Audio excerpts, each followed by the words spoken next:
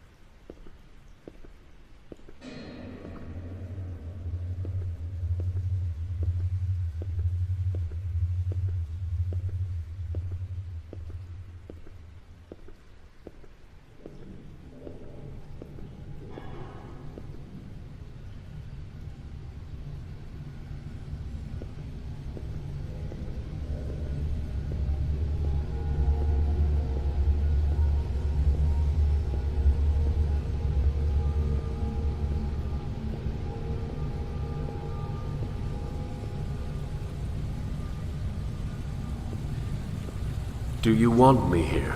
I know the question must seem odd, if not insulting, but I really must ask. You seem distant as of late.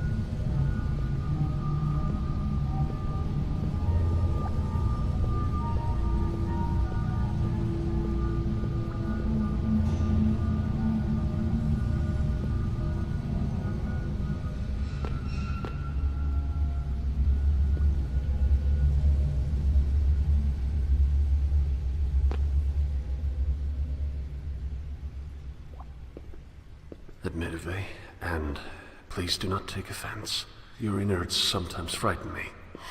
Even in the complete safety of a belly and to myself, there are places like this that I do not want to know.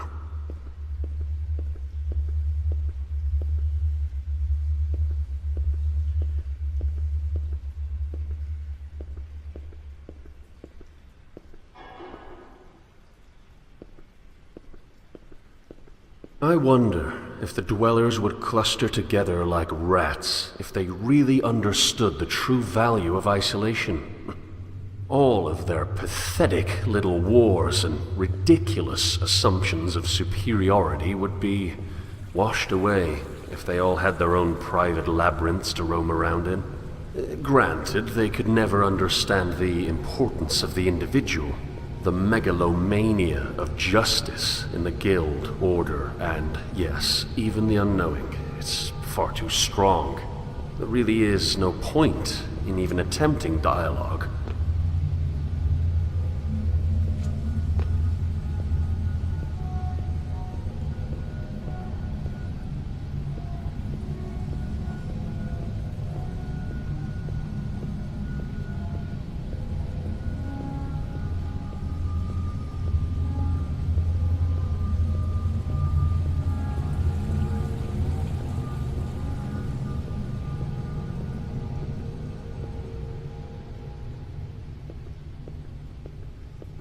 As a child, before the lots were cast, my parents moved around a great deal. The state of motion was not constant, of course, but it was frequent. Honestly, I loved the newness of it. I loved feeling like a sculpture, clay added over and over, but with an artist always ready to carve from my form that which I did not require, continually reshaping my psychology. Bags in front of me during the unfortunately early hours before departure. They seemed to decrease in number with each successive voyage.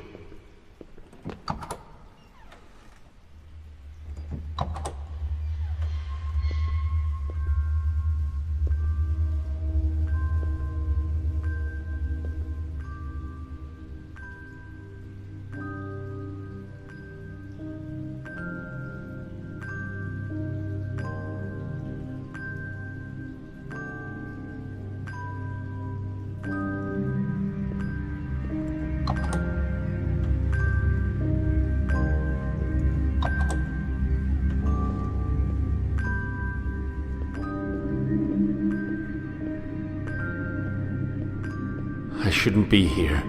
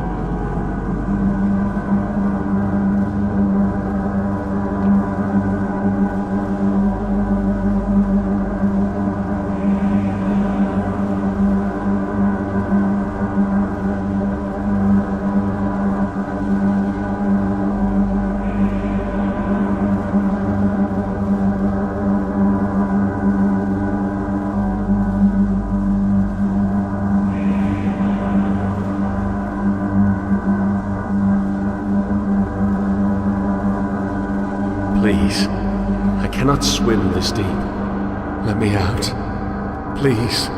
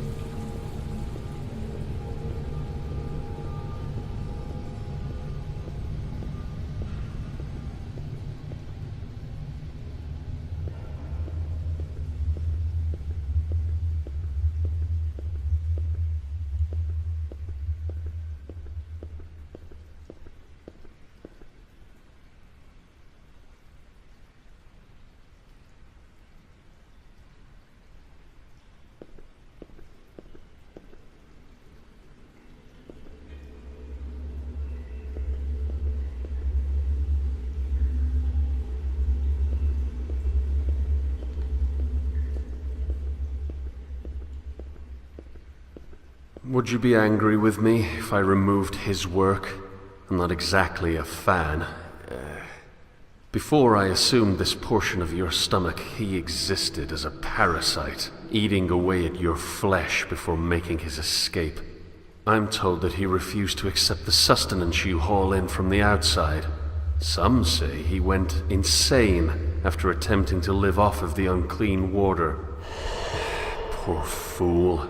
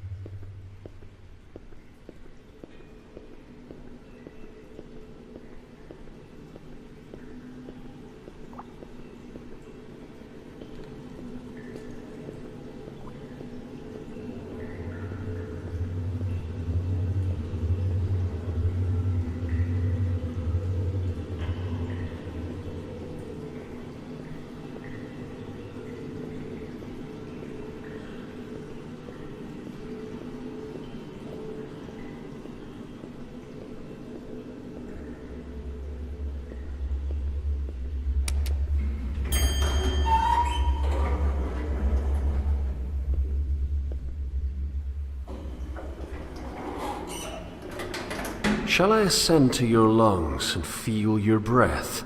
I think that would be lovely.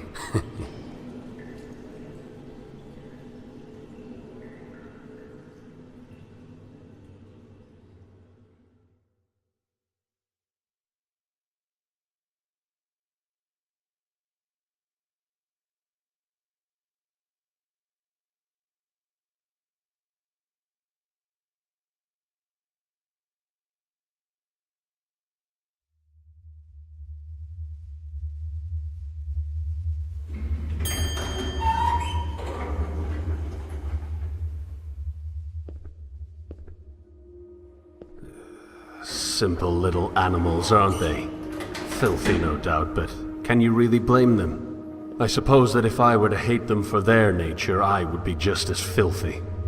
It's an odd position. To hate a rat for being a rat is to make oneself a rat all the same.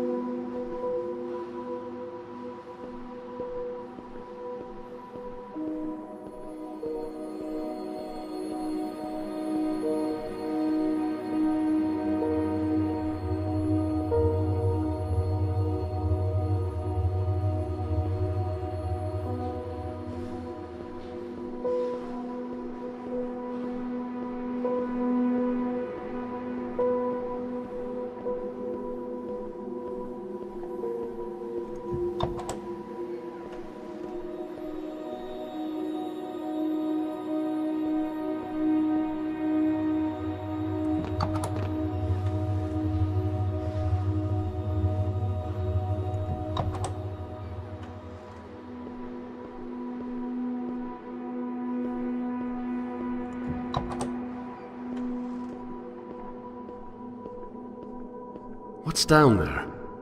No one ever told me.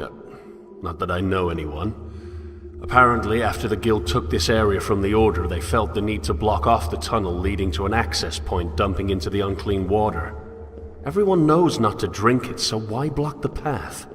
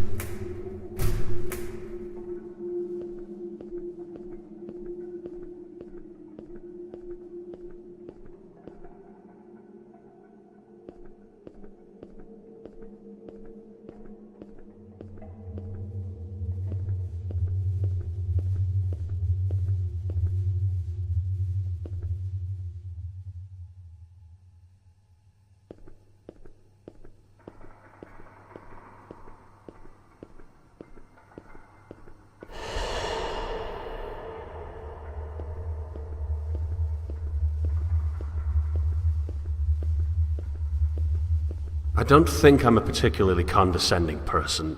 I'm just frustrated. I don't understand why we have to keep doing this. This conflict. Unfortunately, telling a group of people what they're doing incorrectly communicates that you yourself are doing that thing correctly. If only that were true. If only I was above this, rather than beneath everything.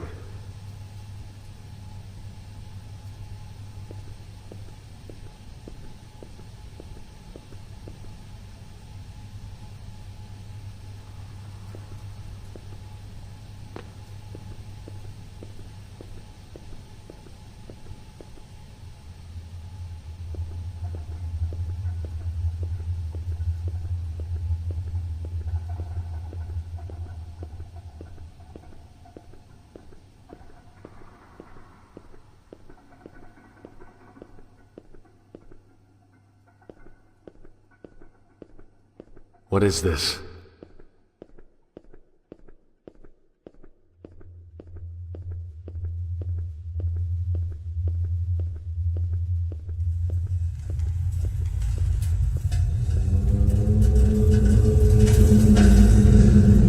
What are you protecting me from?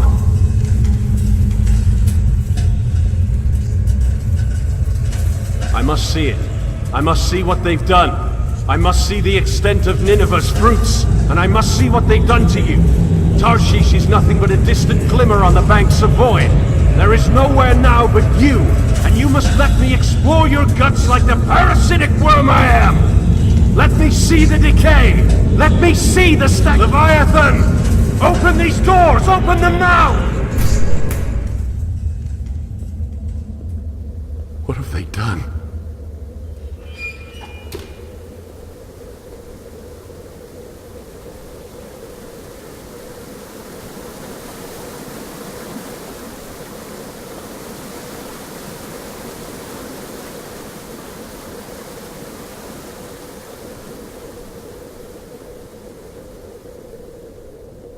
I've had enough. I'm sorry.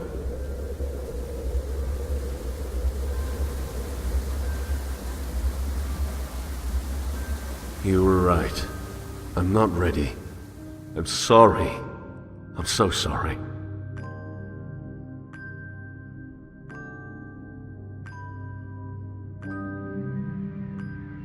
It's a horrible cycle, this existence.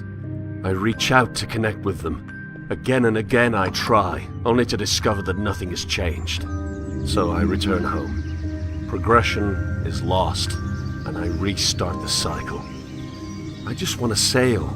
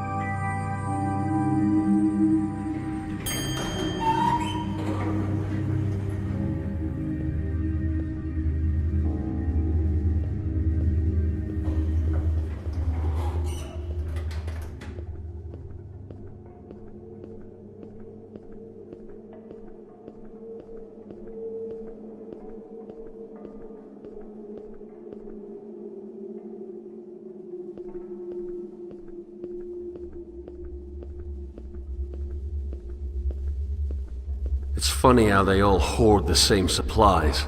All of it from the old city, and all of it wasted.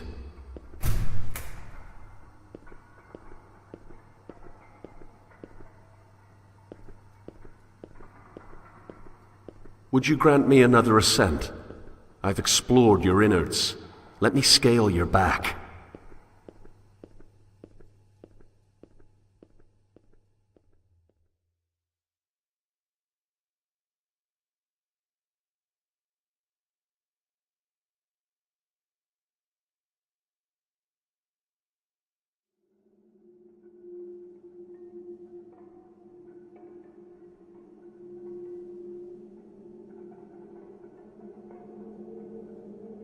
It's always struck me as odd that evil is never self-aware.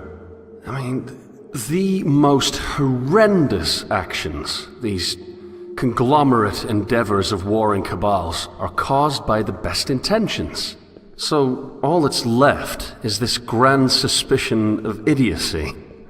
Good intentions are moot under the control of a ludicrously stupid idea. But my contribution is hardly an appropriate contrast. I would like to argue that my contribution is non-existent, and thus superior to their negative impact. But the truth is, we're all infinitely terrible for not contributing at all, be it through neutrality or detriment.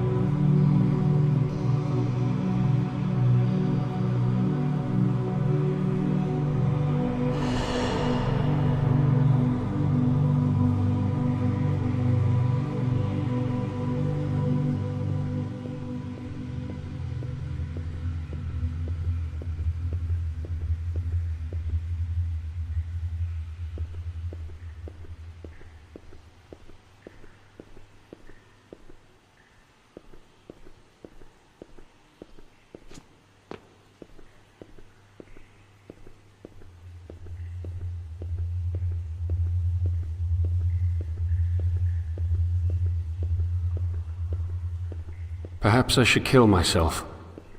It's a rather funny thought, actually. The standard reason for suicide entails depression.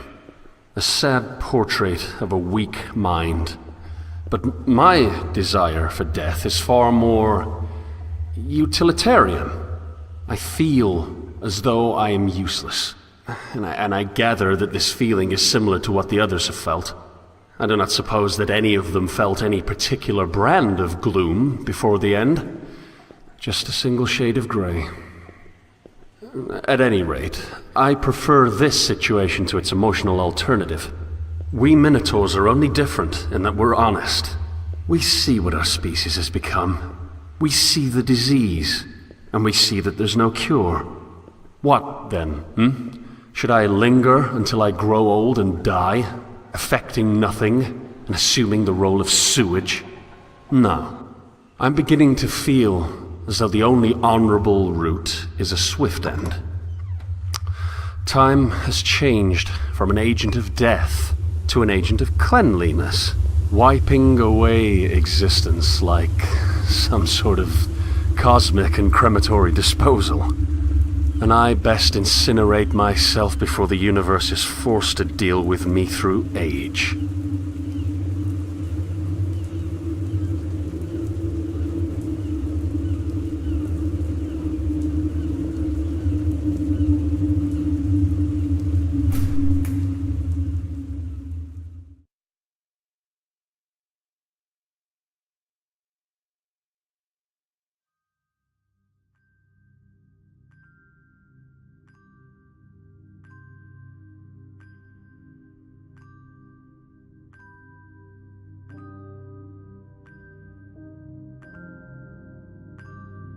I don't know why we exist in self-destroying structure. We all share a fondness for that which is correct, and we're all certain that we have it. But there must be a way for that loyalty to flourish without burning the last shreds of coexistence between our species. That is, a species that is primarily defined by its diversity. I don't know if I'm arrogant for assuming that my desire for progress is any indication of my task as a catalyst, but I tried to find Tarshish already. Only in my attempted escape did you find me, and I do not believe that you found me without reason.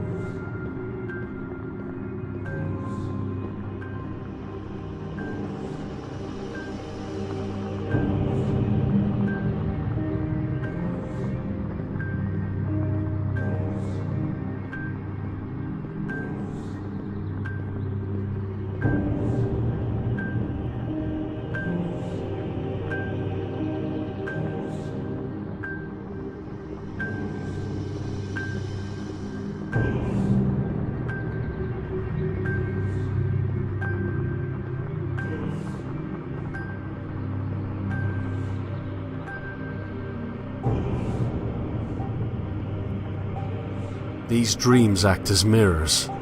Like passive portraits of the complexities of the human mind, they paint self, just as ideas paint the universe. Dreams truly are the most honest form of introspection, even if I can only use them as an escape.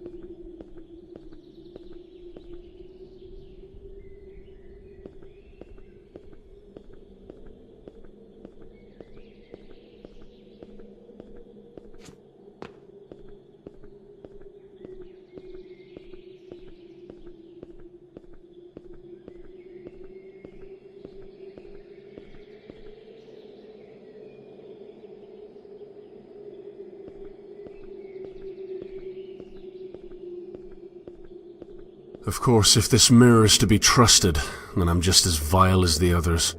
The contrast between my reality and this one tells me that I do not belong here. The only thing I have that they do not is a fondness for this new world.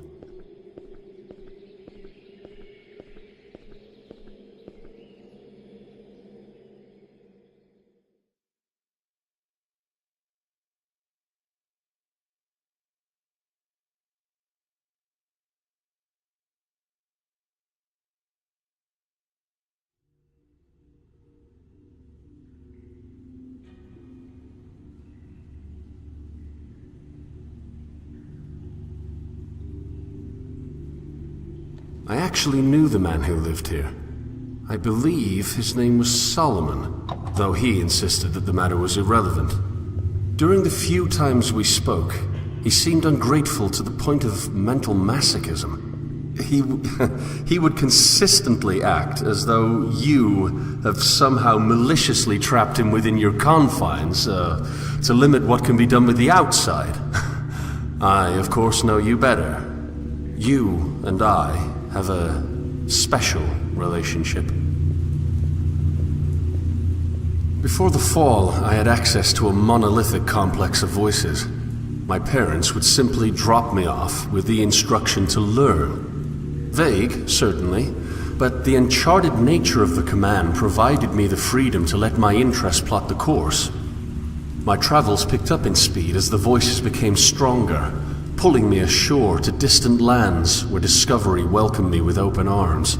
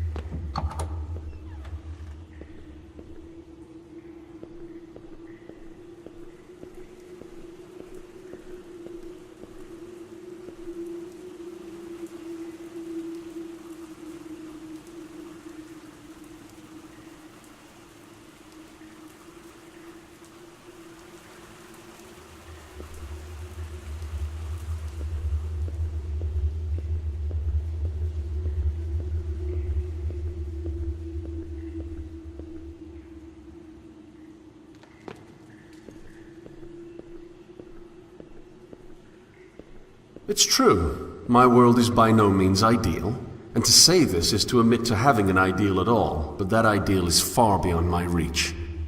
I dream of worlds where humanity ceases to fight over what they're certain of, but those worlds are not a reality. Truth must be compatible with itself.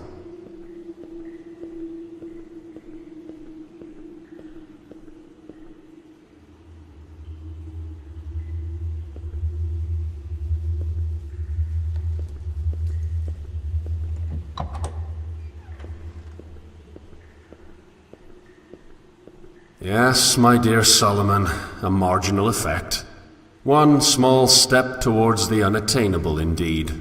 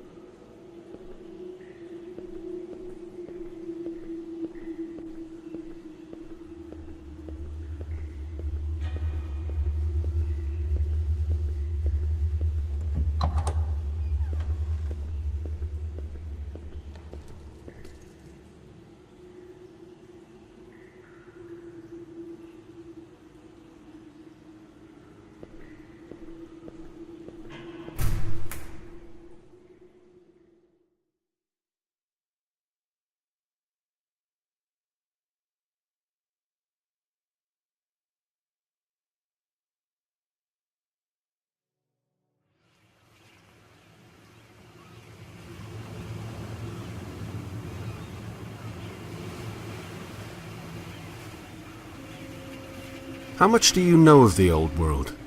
Did you even exist? Were you thrown overboard when your fall occurred, floundering in a new and terrifying negativity? My transition was not a comfortable one, so in this we can feel a measure of companionship.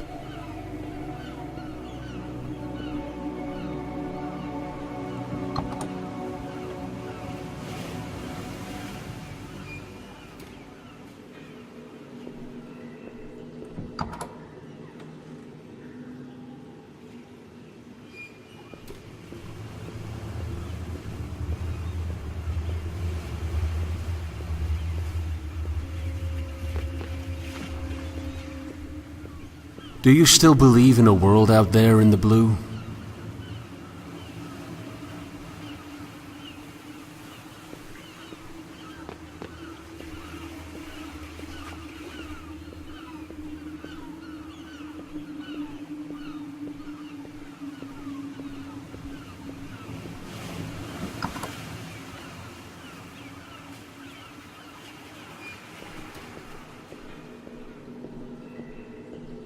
Books on top of books on top of books.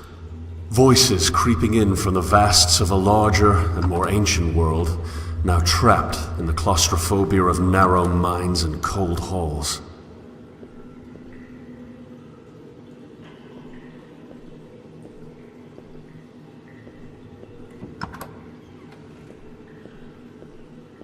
The old world was worthy of the waters that still flow from the inland. These green pipes that provide us with the basic sustenance we need for a pointless existence are nothing but charitable structures for an already stagnant populace. In this sense, our ideas never change because we rejected the source for its fruits.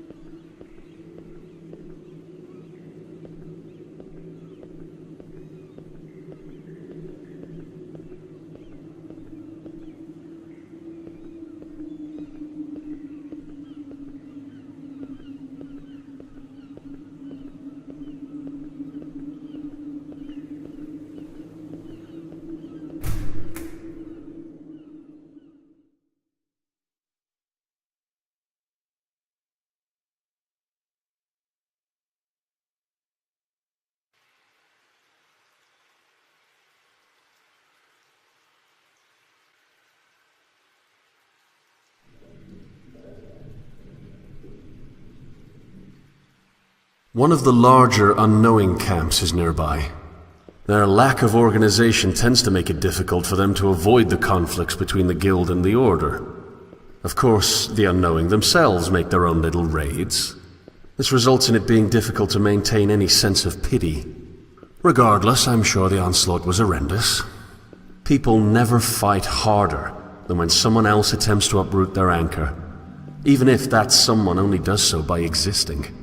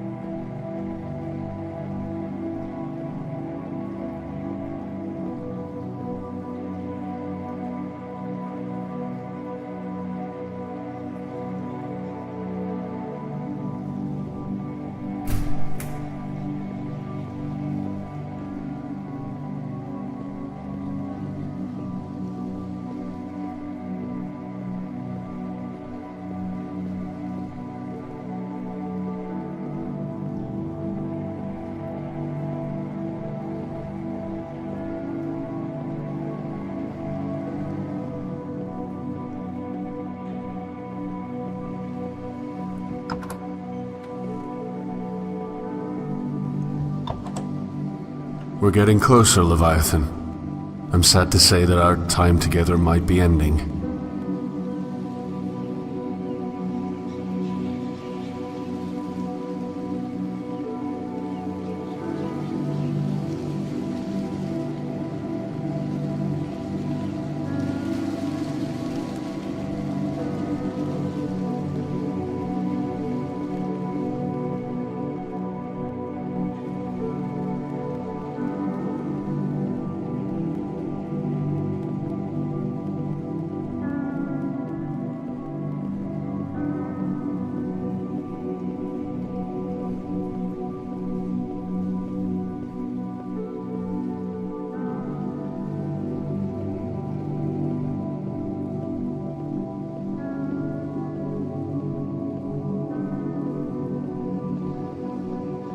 All of our dreams at their core involve some sort of contentment.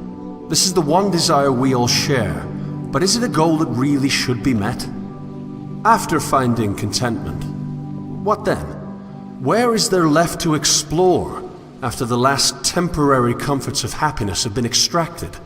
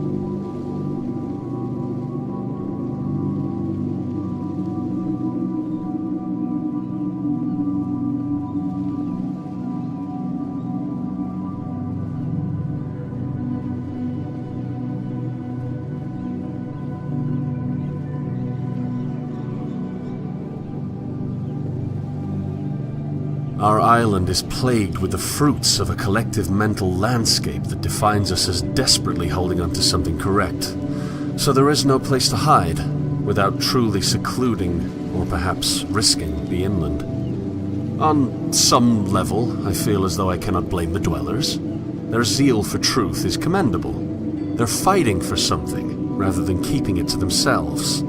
They're acting instead of hiding. Still, must cruelty be the manifestation of certainty? If only truth did not need to be compatible with itself. If only we didn't need an anchor to be right. If only we could sail instead of collecting dust on the memories of voyages past.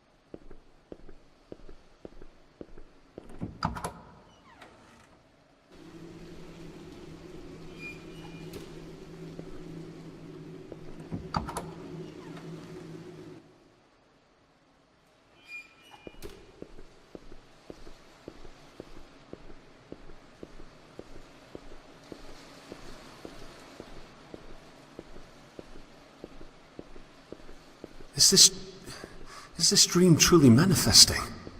Could the voyage be useful beyond escape?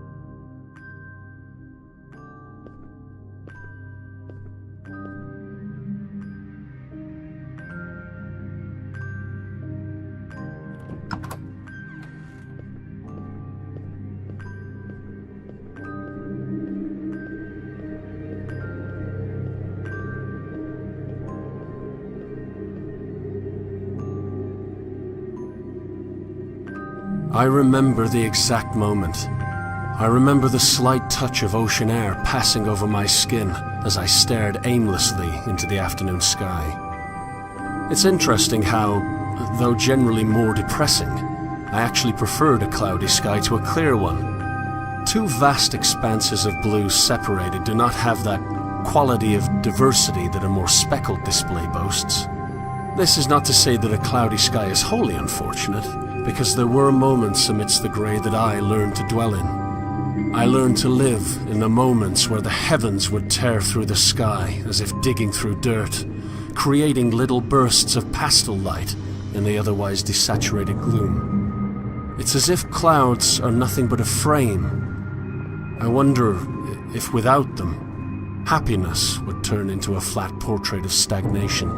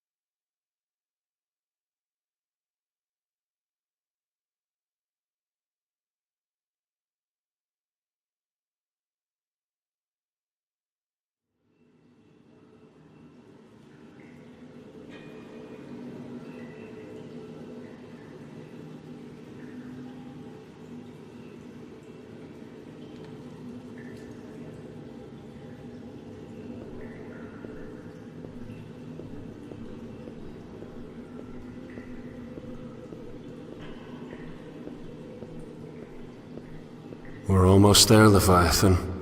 The final step between me and the old city's upon us. I wish I could take you along.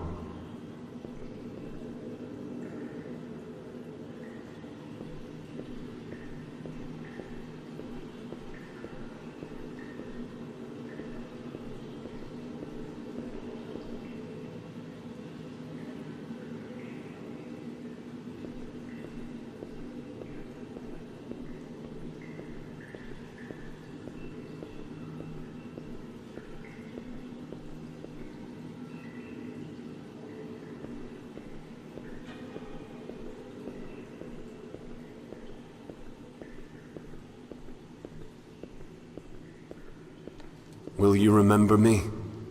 After all, I could never forget you. And how can I even begin to thank you for all that you've done for me? You protected me from a world that I was too weak to bear. But now the distant shores of another reality are calling me home. To something I've never seen before. A dangerous and unpredictable world lies ahead of me. But I'm ready to let loose the sails.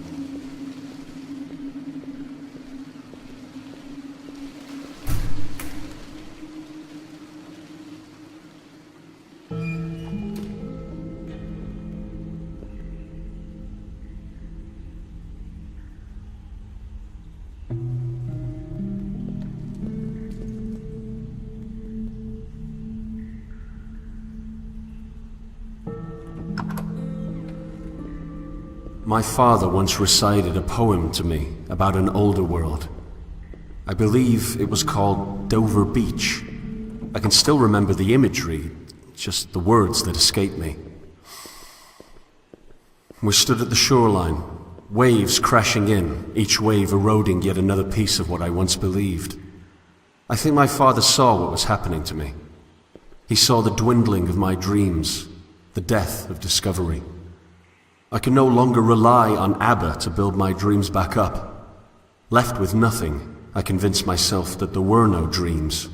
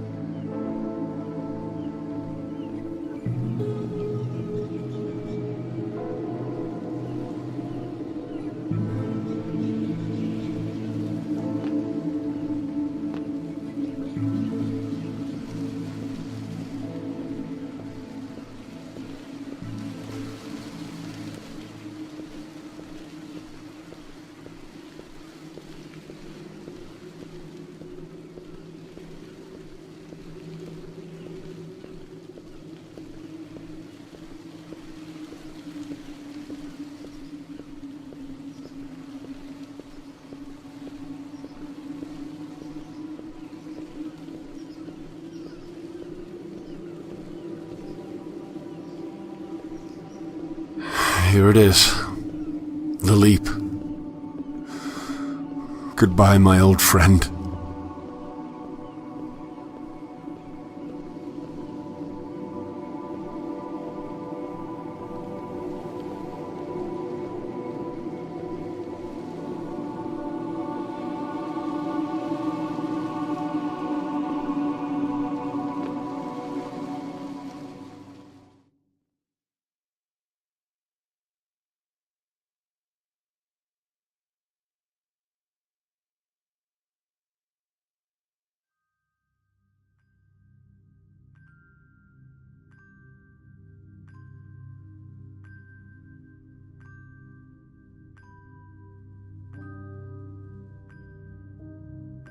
If this final dream before the new is to be trusted, then all life follows the pattern of broken progression.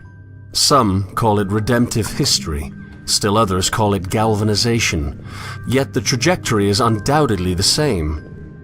We exist on a familiar shoreline, with the waters lapping at our feet. We look back and see an explored and thus frozen world. Then, as if subconsciously recognizing the need for change, we dive into a prison of even further inactivity. My prison was my only friend, it seems, but even he saw fit to spit me upon a new shore.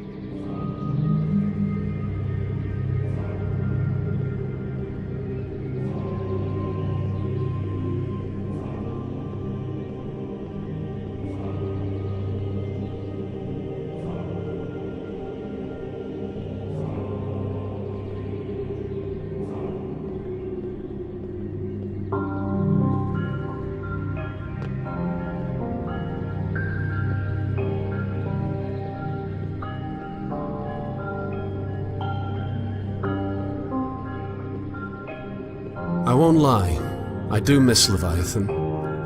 It wasn't his fault that I was a parasite.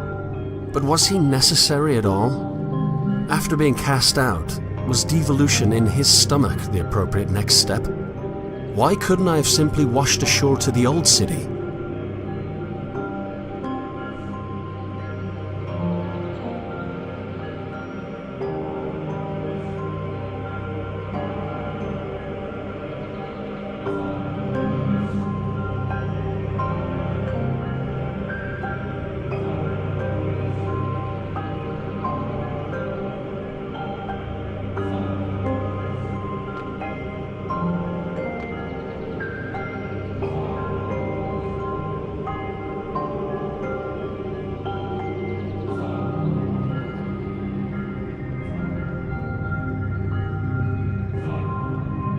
Perhaps Leviathan existed for me to discover him, even if that which I explored was my prison.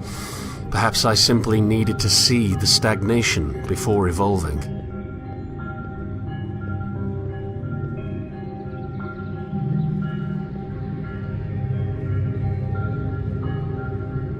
When I was a child, I was given a rowboat. I wanted to sail, so the universe built me a galleon. How unfortunate that, when I got older, I no longer wished to explore.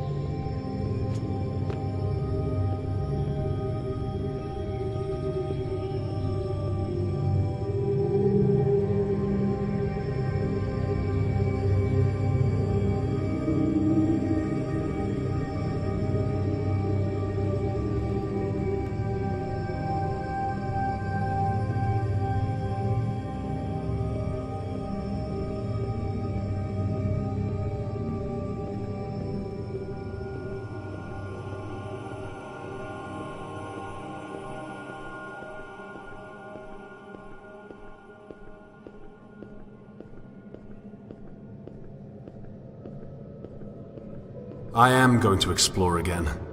I'm going to board my vessel and sail into an unknown world to dream all the more.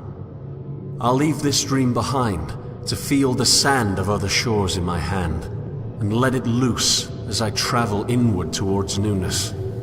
First, however, I'll make one last dive into abyss.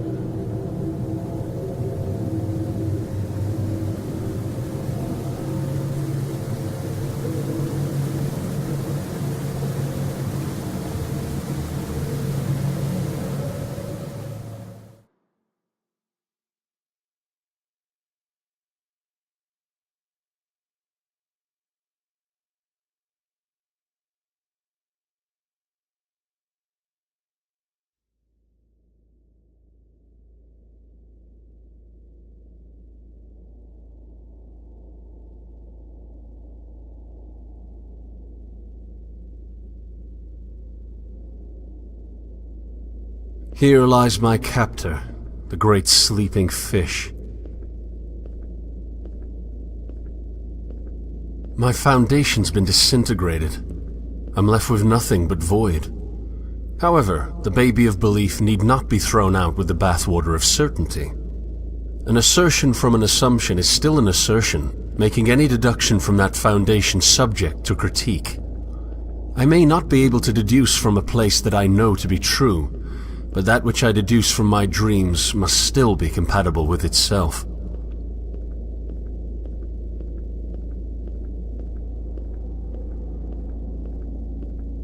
Like a child, I regressed with no end. Over and over I asked, why? As each answer demanded further questioning. Eventually, I convinced myself that the regression was nonsensical, by nature of it being childish. But what if that childlike curiosity is the vessel that can bring us to usefulness? What if we put aside the certainty and adopt discovery?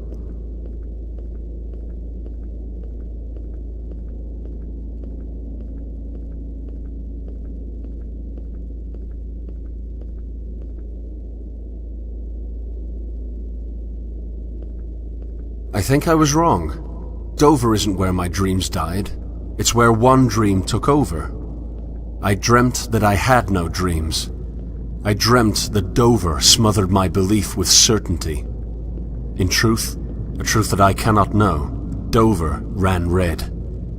The dream of realism created a monopoly of comfortable stagnation that held me hostage until I could do nothing but cling to Leviathan's innards for safety. My belief was not truly killed, it was captured.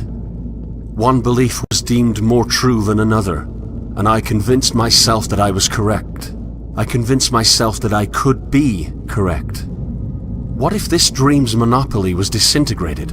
What if I could explore a multiplicity of dreams, never quite knowing which ones are a reality? Truth must be compatible with itself, but what happens when truth is unattainable? Solomon saw the illusion for what it was. He saw that the lack of dreams was a dream itself. His downfall was in his pessimism, however. He saw the manifesting process of dreams to be too slow. But of course it is, my dear Solomon. The dreams will never manifest in our lifetime, but that's where they have their worth. The dream, the ideal, is an object whose grasp should never be fully achieved. It is in the desire for the object that our true desire should lie.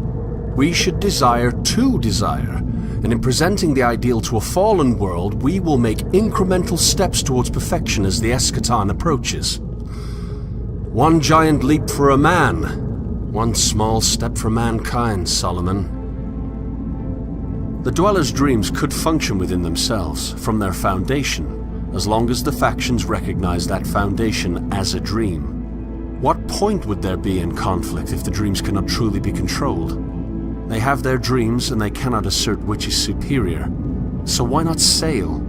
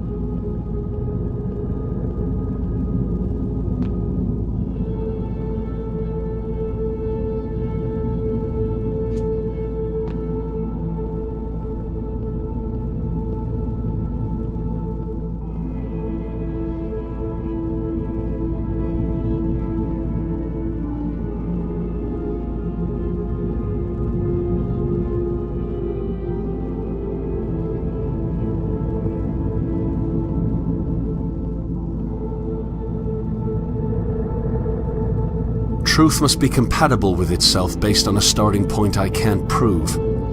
I can't assert which dream is not a dream at all because they're all just dreams. Why not discover the dreams I can't control, rather than hiding portions of them away to let what I was certain of flourish?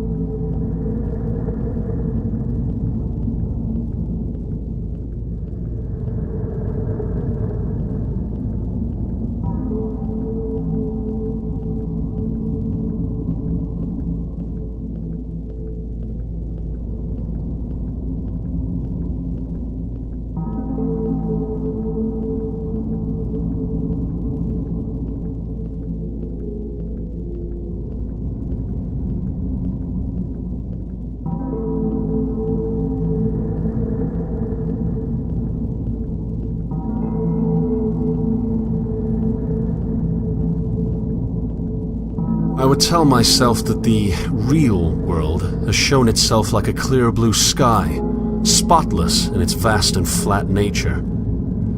I tricked my own mind into believing that belief itself was not present. Now that the illusion has been revealed, I'm left believing that I can't know.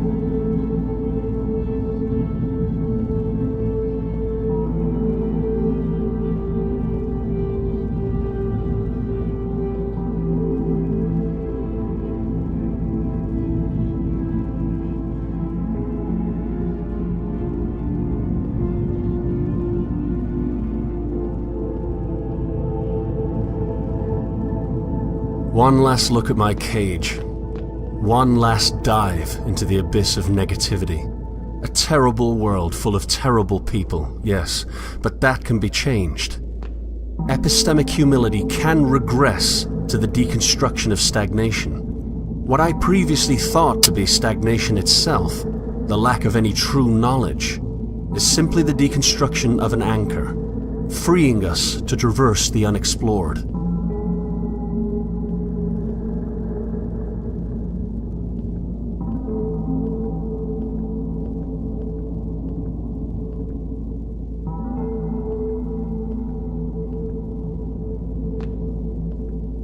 I swam the depths.